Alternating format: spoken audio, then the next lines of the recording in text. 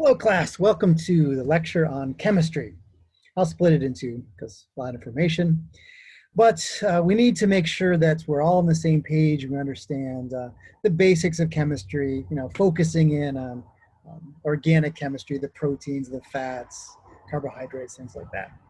So that when we get to things like the metabolism in the kidney, or muscle contraction, or buffering in our blood with respiratory gases, that it all makes sense. So some of this will be review.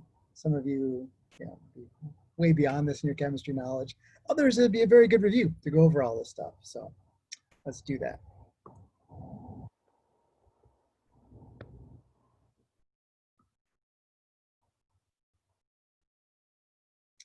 All right.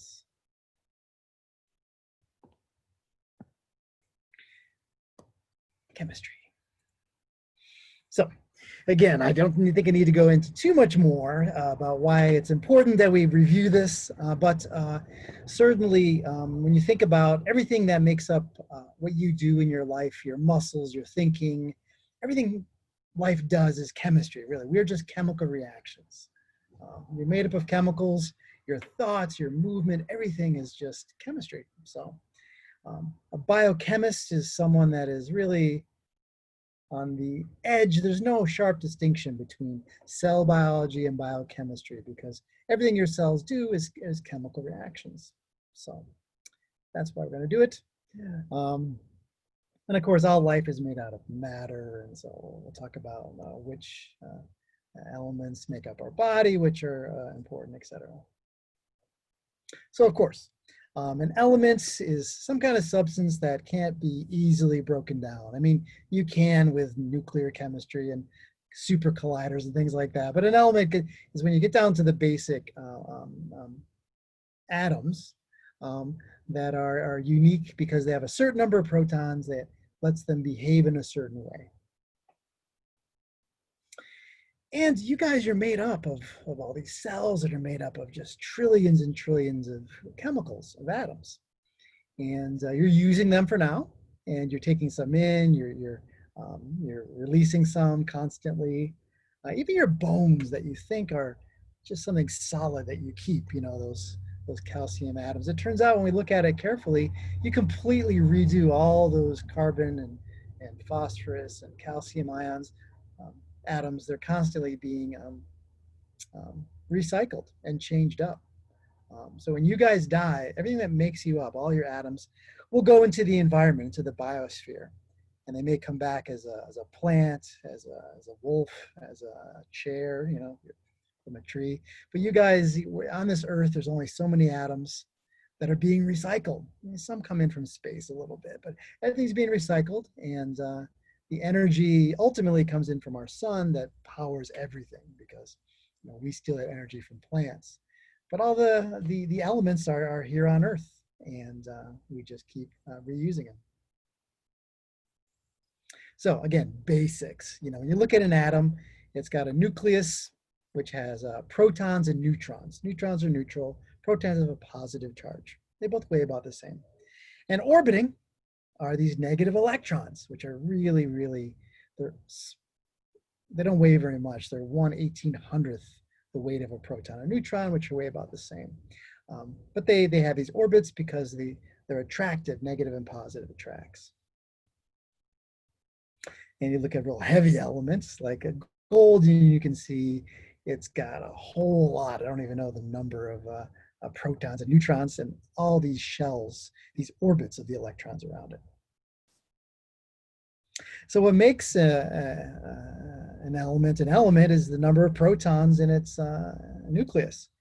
And if you change the number of protons, you change the element. So that is the essence of it. Electrons, you can add some, they can go away. Neutrons, you can have less or more, but protons define what it is. When you look at the periodic table of the elements, they're lined up like that. From one proton in hydrogen, it's pretty small on here, but 113 and whatever that, I don't even know what that is, but you can see helium has 2, lithium has 3, a number of protons.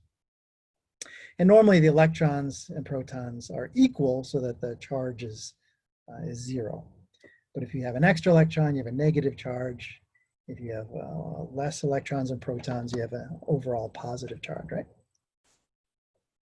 So the periodic table, we have about 100, you can say 92 natural elements, and then we made some heavier ones in the lab too. So you wonder about, what is life? What is your body? Is it made up of a little bit of each? Like you're in the kitchen, you add a little bit of each of your spices? No, it turns out that we made about a quarter of those make up our body. And so there's many things like gold and uranium that just are not part of us naturally. And when you look at the periodic table, as you can see, as you go down the rows, they get heavier. They get more and more shells of electrons or orbits of electrons. And the columns are lined up such that they're going to have the same number of electrons in that outer shell. We're going to see that's the critical thing. How many electrons in the outer shell are going to tell you how it behaves, whether it wants to share or lose or gain electrons. It has to do with that outer shell. Now, if that outer shell is completely full, like your helium or argon or krypton, that means you're inert, you don't react. So it depends on the number of electrons in that outer shell. And we'll see the innermost shell holds 2 electrons. And then just to simplify things, the next shells hold a maximum of 8. You always fill up the inner ones to the outer ones. So taking a look at this, you can see hydrogen has 1 proton and 1 electron. And important things like carbon, you're going to see has 6 protons and 6 electrons. Now, how many does it want in the outer shell? It's going to want 8. And so you can see it has 2 and then 4, meaning carbon would love 4 more electrons, 4 more. So it often binds with 4 other things, yeah. And you look over here in this column are things that have in the outer shell, they have 7. So they just need 1 more. So you can see hydrogen fluorine or lithium fluoride. The ones in the same columns often behave similarly in the chemistry lab because they have the same number of electrons in that outer shell. And this last column are your inert or noble gases that don't want to react. They won't react because they're completely full. You can see that outer shell has 8. That's it. It doesn't need 1. It's not going to give 1 because it's happy. All right, so an isotope. We'll talk about this because it's important in health and in research. And normally talk about the number of protons we've been talking about. Now, neutrons are usually about the same. They don't have any charge, but they weigh the same. And so normal carbon has 6 protons and 6 neutrons. But the neutrons can vary, and it doesn't change how the chemistry of the atom at all. It still behaves the same way. It's just heavier or lighter. So an isotope is going to be an element that's going to vary in the number of neutrons. So you can see your normal carbon has 6 protons, 6 neutrons, so it has atomic weight of 12. But you can have heavy carbon. Look at this one. Can you add protons? No, because that would change. It'd be a different element. But you can add neutrons. It just makes it heavier, but it's still going to behave the same in chemical reactions. So let's talk about this a little more. You can see a normal hydrogen has 1 proton.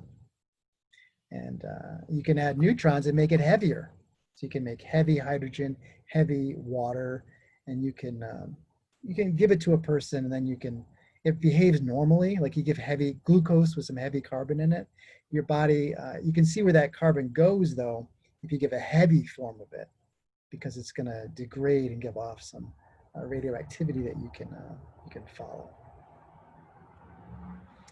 So what am I doing here with this picture? Well, this was some hikers found this, I think in the Italian Alps, and they called the police because they found a dead body, right? It's frozen, it's been there a long time, right? Well, when they did a little more digging, they're like, oh my God, this guy has like stone tools and a little satchel with some mushrooms in it. And it turns out this guy died about 5,000 years ago. So much more interesting than a recent death. So how do they know how old it was? Well, y'all have to understand what carbon dating is. You've all heard of it, but make sure y'all get it. In our atmosphere, most carbon is normal carbon. It's carbon 12. It has 6 neutrons, 6 protons. But 1% of carbon is carbon-13. Got an extra neutron, a little heavier.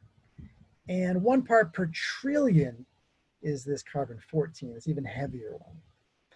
And these are maintained in our atmosphere, cosmic rays, that we keep a constant level of mostly normal carbon, but a little bit of this heavy carbon is normal on Earth. So what does this mean? Another thing I should tell you is that this heavy form breaks down. It takes a long time, but it breaks down over time. Well, it turns out it breaks down at a constant rate. So we can use it like a clock, this heavy carbon breaking down. So for instance, let's say you are a clam, you're living in the sand, and clams filter feed nutrients out of the water. And in the water, there's mostly normal carbon, but occasionally there's this heavy carbon. It's going to be incorporated. And so this clam, as long as it's alive, is going to have a certain percentage of this heavy carbon, and the same percentage as it is in the environment. Yep. So if this clam dies, no longer feeding, and you wait a day, wait a year, wait 10 years, it's still going to have the same percentage of heavy carbon in it, but it's not getting any new because it's dead. It's not taking any carbon from the environment. And over time, this heavy carbon is going to start to disappear. It's going to react and turn into something else. And so it's gone. And over time, more and more of it will will just go away. And so if this is a dead clam that's been around there for hundreds of thousands of years, it's going to have no heavy carbon. So if you find this clam, let's say you're looking at a cave, you're an archaeologist, and you find this clam and you do a study of it, and it has the same amount of heavy carbon as we find today in the atmosphere, it means it's recent. Could have died yesterday. But if you find that same clam and it's got no heavy carbon, that means it's been dead for tens of thousands of years, because we know how fast this heavy carbon breaks down at this constant rate. And if it has about half the percentage of what we normally find of this heavy carbon, you can, because we have this graph, you can figure out how old it is. It's about 5,730 years. So it's not absolute dating down to the year, but it puts us in a ballpark, this carbon dating, because we know it breaks down at a constant rate. So how cool is that? That's very cool. Can you date a dinosaur bone? No, not with carbon dating, because it's in a matter of thousands, tens of thousands of years, it's all gone. And dinosaurs are millions of years. But we have heavy uranium and some other elements that we can date rocks and things that are much older than this. But carbon dating is really good for things, you know, like in recent human history. We're looking at campfires and bones of mammoths that have, that have died, things that are tens of thousands of years. All right. So I hope you all get it. If not, you can ask me, but we can look at the percentage of heavy carbon, and because we know it breaks down at a constant rate, we know at what point it stopped feeding, it stopped getting from the atmosphere, and it's just gonna, like a ticking clock, you're gonna have the heavy carbon's gonna be destroyed at a constant rate. All right. So moving on, atomic mass is how much it weighs. You just add the protons and neutrons. See, the electrons are so light that we just kind of, you need 2,000 of them to equal 1 proton. So it's kind of negligible. Yeah, and it can vary because you do have these isotopes. So if you look at carbon on the periodic table, it's not 12, it's 12.008 something. It's because you got to include that 1% is carbon-13, right? And so the more protons, the heavier the element. And I don't want, this is physics, but way too simply going to be your gravitational pull on your mass. So whatever your mass is the same throughout the universe, but you weigh a lot less on the moon because there's less pull. But people often use mass and weight interchangeably, because as long as you're on Earth, it works the same. All right, so what makes us up? Do we, like I say, how many of those elements, those 92 natural elements, are we made out of? Well, it turns out that 95% of our weight is made up of only these 4, only 4. And you need to know this. You need to know that we're mostly hydrogen and oxygen because of water. We're like over 60% water. And then carbon, of course, makes up all of our backbones of our carbon molecules. And nitrogen is in all of our amino acids that make up all of our proteins, right? Amino is NH3 or has a nitrogen in it. Yeah. And so you're going to see 95% of us is this. Mineral elements, because our bones and our teeth out of calcium, phosphorus, magnesium make up that. And then we have trace elements, tiny amounts that we need, but we need iron for our blood and cobalt and zinc. So I'll show you here's some figures that kind of put it out there. So here, looking at the elements in our body, you can see, looking at this is by weight. So you can see oxygen makes up 65% by weight. We have more hydrogen atoms, but they weigh very little, right? Oxygen is much heavier. So by weight, and then carbon, hydrogen, nitrogen. So those are the big four that we're made out of. Yeah. And the mineral elements make up a small percentage of us, but yeah. You think about bones and teeth. And then I see sodium and chloride, very common salts. That's most common ions in our fluids. And then trace elements make up a tiny amount, but when you don't have enough iodine or iron or something like that, then you start seeing deficiencies, right? So you need these in small amounts. Mostly they're in enzymes or they're just little cofactors, small things, but God, you need them, but it doesn't make up much of you by weight. Yeah, so bulk elements, and then you have trace elements, the tiny amounts that you need.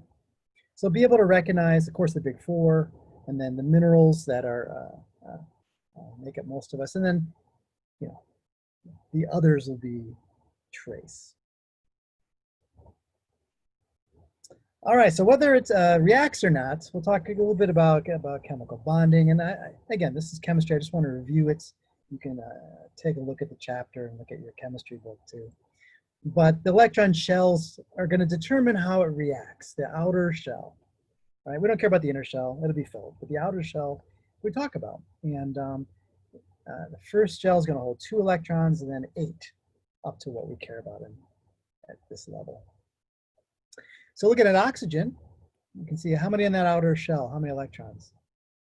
1, 2, 3, 4, 5, 6. That's 6. Is it happy? No, it wants 8. All right. So we can get rid of all those, or it can find a couple to share with somebody. That'd make it happy too.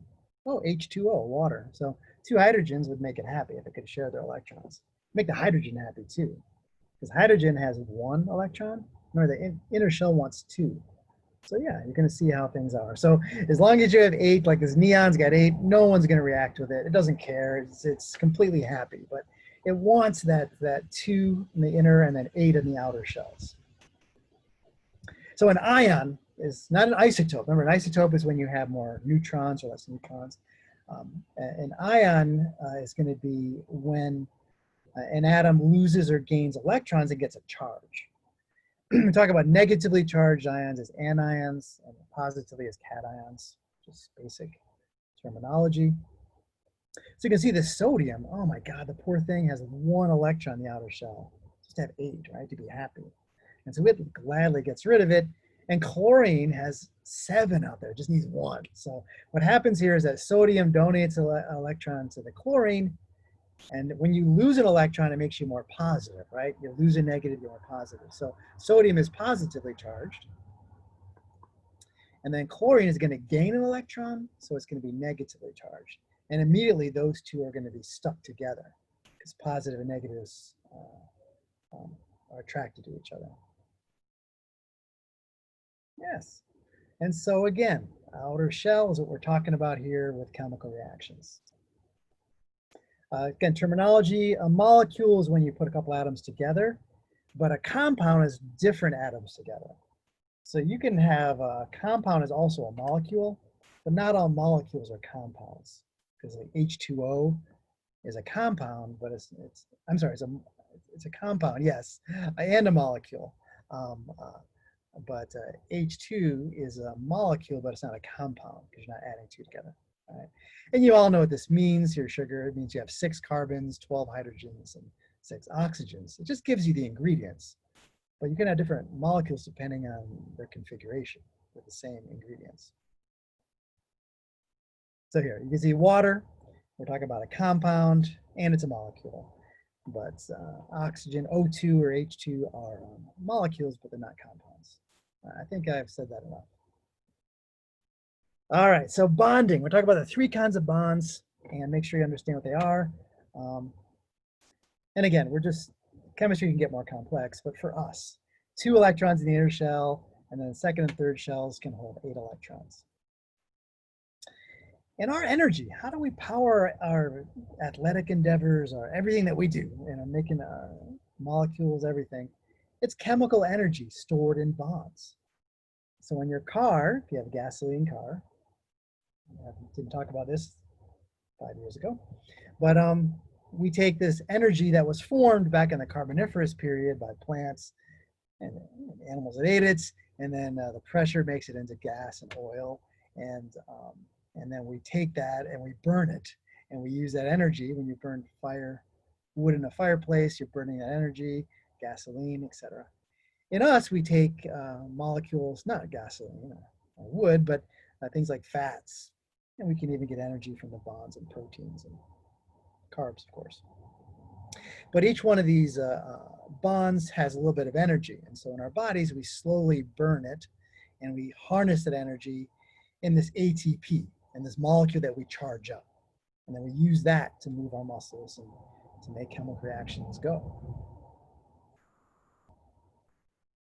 All right, so first kind of bonding is covalent. Covalent is when you share electrons. How's that? Yeah, and interestingly, carbon has 4 electrons in the outer, so it always wants 4 buddies. So it makes carbon interesting molecule. They can really build complex molecules, right? If you think about those toys that were like wooden, you could put like 4 different sticks in it, and you can like build these big things. So see why carbon-based life is complex, because it has this ability. And some science fiction novels look at, could we have life without, it's not carbon-based like we are. And if you look on the periodic table, the one below it's silicon. So sometimes look at silicon as it's heavier, but it could have the same kind of bonding as carbon. The covalent, you have 2 hydrogens, they each have 1 electron. They'd love to have 2, so they get together and they share that 1. They both think they have 2, and they're both happy. So H2 is a very stable molecule because they're sharing that electron. So the octet rules, once you get big enough molecule, you want 8 in that outer shell. So here's fluorine. You can see if you count 1, 2, 3, 4, 5, 6, 7, it wants 8, right? Well, hydrogen has the 1.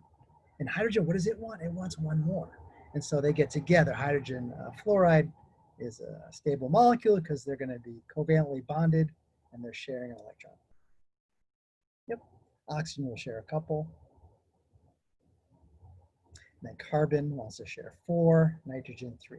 So basically, you should know hydrogen wants 1, oxygen 2, nitrogen 3, and carbon 4.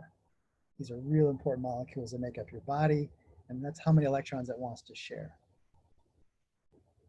All right, and then you hear about double and triple bonding is when your molecules are sharing a couple electrons or 3 electrons. All right, ionic bonding is a little less strong, but what happens is you make 2 ions out of it. And I can't think of any examples other than salts, but so you get a sodium is going to lose an electron, making it more positive. Chlorine gains one, making it negative. They're going to stick together. That's an ionic bond. And you put it in water, it dissolves, right? Salt dissolves very easily because water is going to go around and do that. You put sugar in water or coffee, and it doesn't dissolve like that into ions. It dissolves, but it doesn't break down into its carbons and hydrogens. So graphically, you can see you donate an electron, and then opposites attract, and that's an ionic bond. And lastly, the weakest bond is this hydrogen bonding. And molecules can be polar, just like there's a north and south pole. A better analogy is a magnet that has a negative and positive pole on it. So polar molecules have a charge. And if you look at this, you're going to see in water, oxygen, it's got 8 protons. It's going to be, the electrons are going to hang out over there because there's a lot more positivity, and less so on the other end. And that part of the water molecule is going to be a little more positive. So water is a polar molecule. A non-polar molecule, methane or something, has no positive and negative ends to it. It's all kind of equal. But a polar has these 2 ends. What's interesting is that you put a bunch of water molecules together and they all stick together. Their butts and heads stick together because the negative and positives all are attracted to each other. Yeah, so water, we'll talk a lot more about that. It's about 104.5 degrees. You don't have to know that. So indeed, because you have a polar nature to this molecule, we'll talk about water here, you're going to have water is going to be attracted to each other. So water really sticks to itself, right? You know that surface tension of water? Because water loves itself. You got to really boil it to make it break these hydrogen bonds and release the water. So these hydrogen bonds in a glass of water, they keep the water cohesive together, but they're always breaking and forming. As long as the temperature is room temperature or hot, they're going to form and break, form and break. As water freezes, the water molecules move slower, and they tend to really spread out in this kind of crystal fashion like this. So covalent is sharing. Ionic is you make 2 ions and they stick together because of the charge. And hydrogen bonding is when you have waters that, some other example, where water is going to stick to itself, you know, in the right orientation. You say to yourself, dude, this hydrogen bonding is so weak, but it's also what keeps our DNA together. How does it stick together, those 2, you know, the ladder? Well, there's just so many of them that it's pretty strong at that point. All right, and again, it's just going to review. Bonding is when our atoms are going to react, right? And covalent is when they share. Ionic, turning to ions.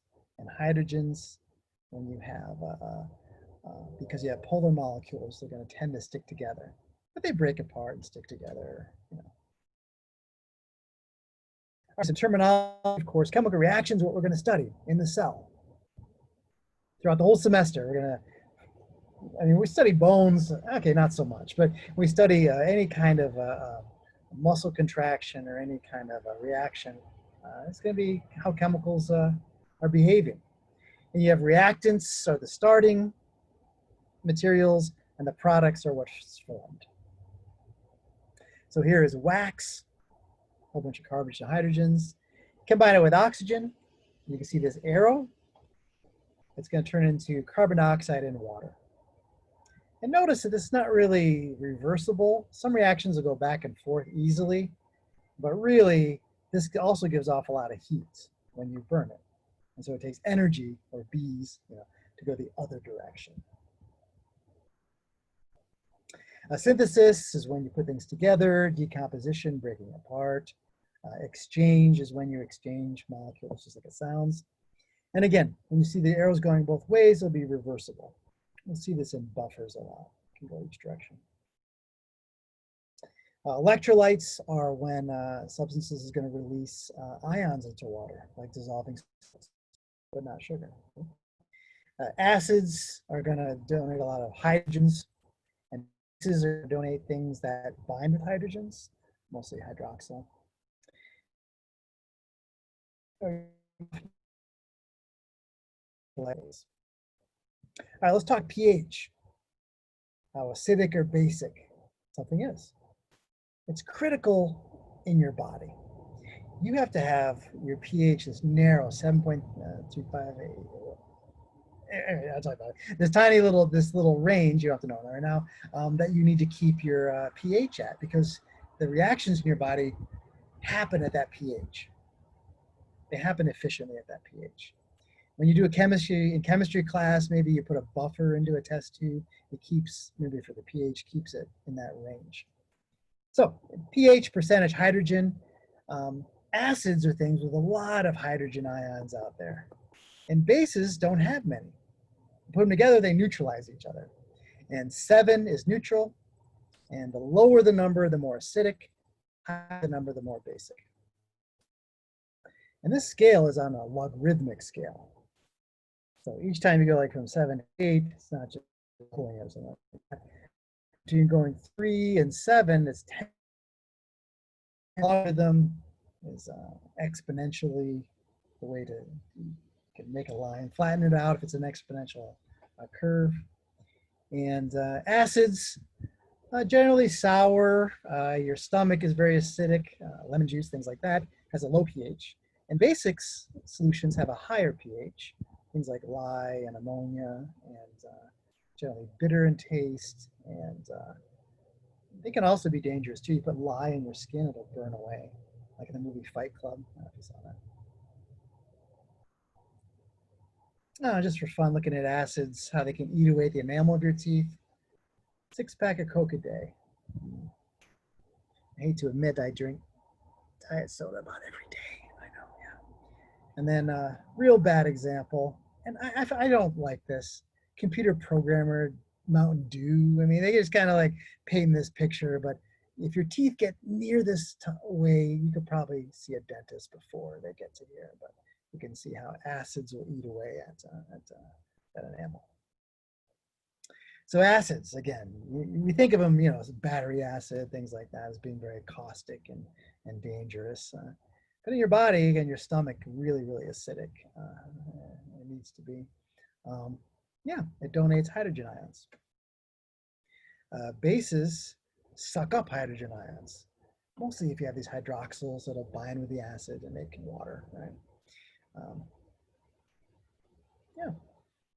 And we need to buffer it to keep our pH just at the right level all the time, which buffering means that if it gets too acidic, it means you take away hydrogen ions and bring it back down. If it gets too basic, that means you add hydrogen ions and bring it back up. So buffers buffer these big swings, and they keep it just right.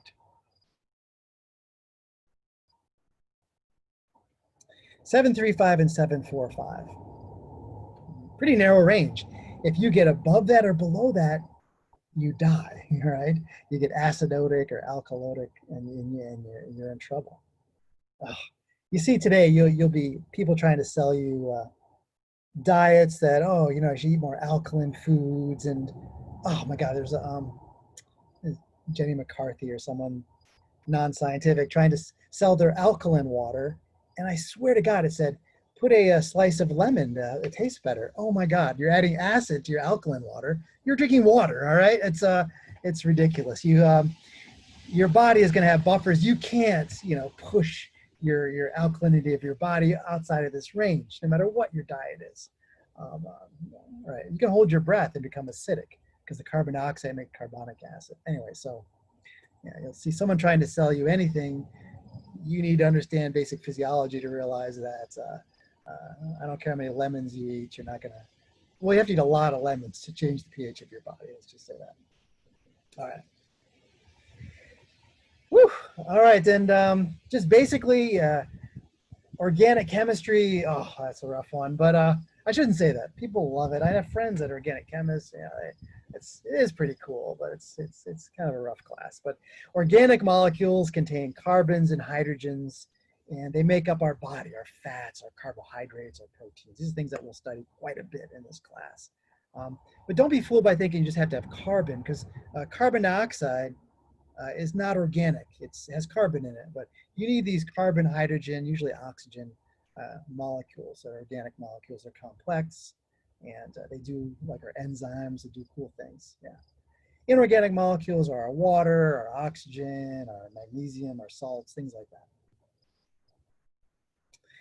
And then we'll talk a lot about water. I'll actually stop after this. We'll talk about water quite a bit and get into that. But look at that, 2/3 of our weight.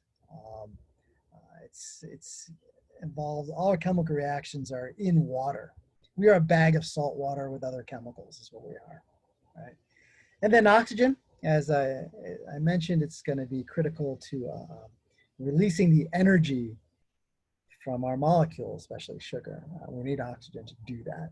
So we get no energy from oxygen, but we need it to accept this electron to allow this machinery where we can burn sugar efficiently. And carbon dioxide is given off when we burn sugar.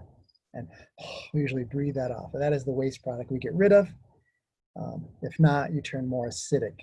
If you stop breathing, carbon dioxide turns into carbonic acid. Yeah, inorganic salts. Yes, all these things that'll be in a complete energy drink. Recovery. You need because when you exercise, you lose salt, and you need to replace that. But these ions are important for normal nerve and muscle functioning. All right, I'm going to split it up here. And so again, this hopefully you could speed through it if you really know your chemistry well, but I want to make sure you all get the same basic background. So I'll finish this lecture. We'll talk about water, then we'll talk about proteins and fats and carbs and nucleic acids.